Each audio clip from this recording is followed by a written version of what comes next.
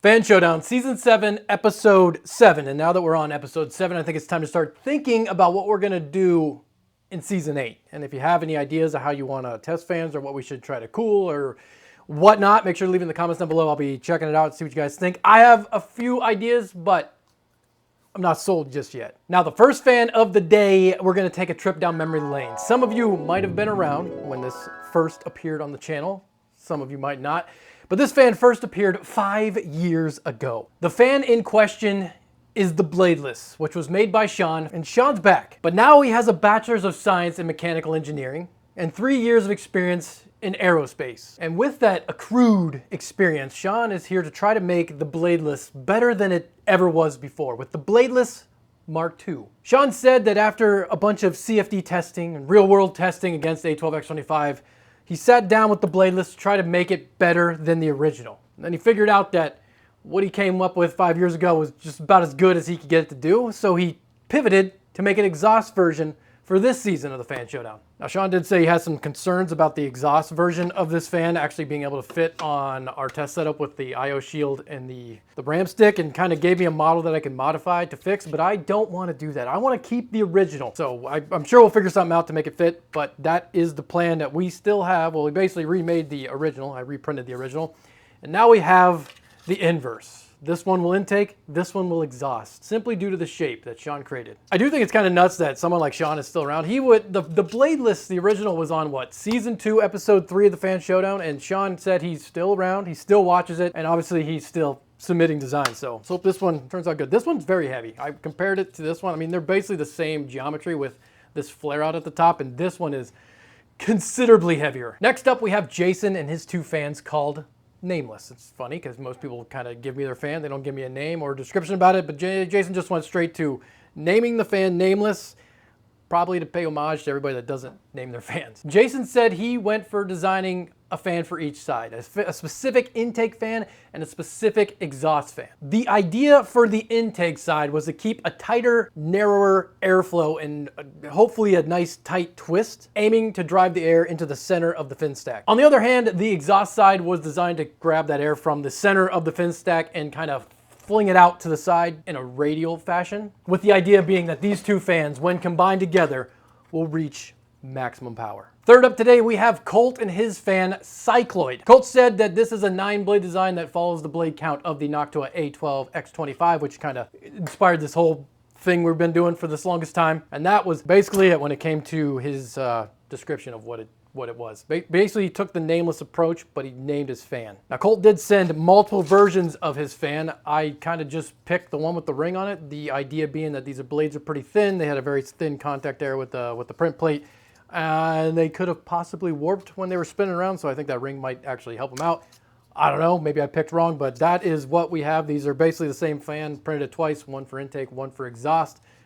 We'll see how it does. The fourth fan in the lineup today is the Bezier, which was created by Norman, who describes himself as an old guy with too much time on his hands. And we're all moving in that direction. Norman said that while going through Fan Showdown withdrawals, because I don't really put these out as much as I should, given how busy life has gotten with 2 kids and a job and everything, that maybe we'll get better, but maybe not. But Norman said that he decided to just read a research paper like we all do and design his own fan. This research paper was talking about turbine blade profile designs using the Bezier curve. Now, I'm no Bezier curve expert, but what I could gain from the limited amount of research I tried to do is that a Bezier curve is a mathematical way to draw a smooth curve. And we all know that smooth curves are beneficial when it comes to blade profiles because airflow doesn't like bumps or sharp corners, and using a curve that is very smooth will give you efficient, less turbulent, less noisy airflow and hopefully improve performance. Essentially, designing a turbine blade profile using a Bezier curve creates a smooth profile that can be modified by the engineers using a small number of control points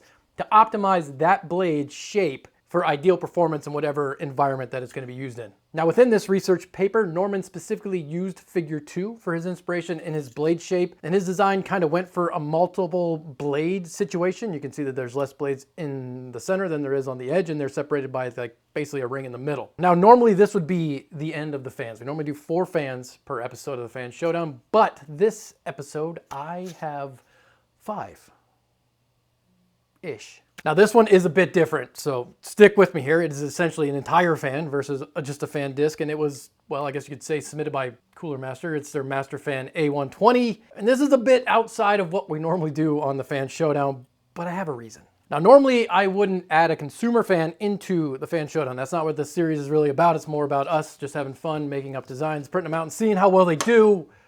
But I did so for this one because it's unique. Yeah, this is an all aluminum fan, and many of you out there over the years have asked me to create an all metal fan many of times, which I've never done because it's just kind of a pain. We do have a metal 3D printer at work that I could probably use to create a fan, but it's such a pain to print in the special stainless steel filament matrix and then have it sintered together, so I just never really mess with it.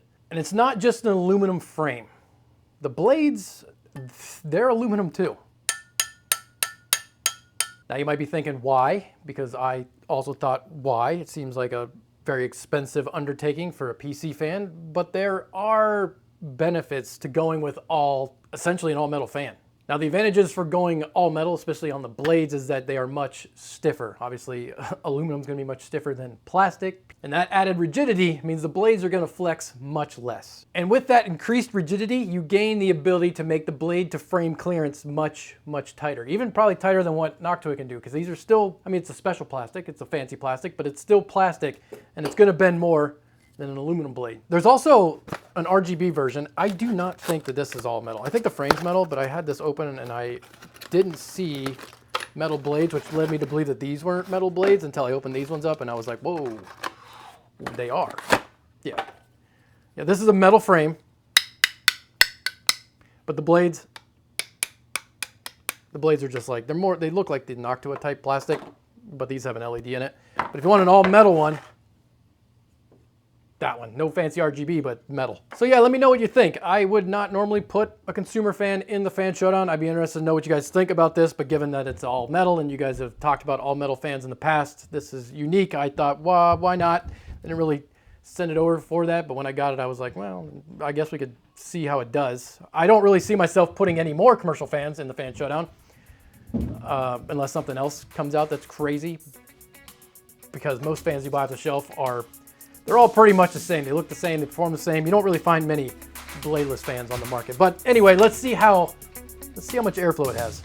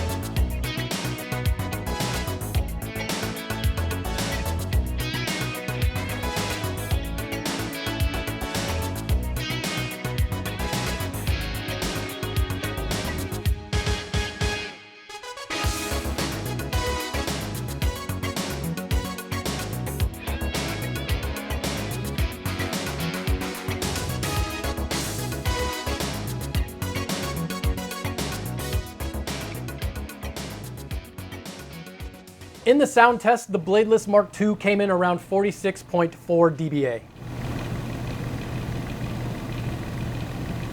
The Cycloid came in around 49.1. The Bezier came in around 51.3. The Nameless came in around 51.7.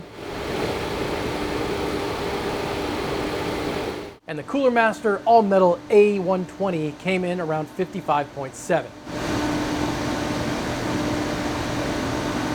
Performance-wise, with our specific testing for Season 7, the Bezier came in 5th, the Bladeless Mark II came in 4th, the A120 in 3rd, Nameless got 2nd, and the Cycloid came in 1st. And overall, they finished 3rd, 8th, 13th, 16th, and 22nd. So thank you guys all for watching.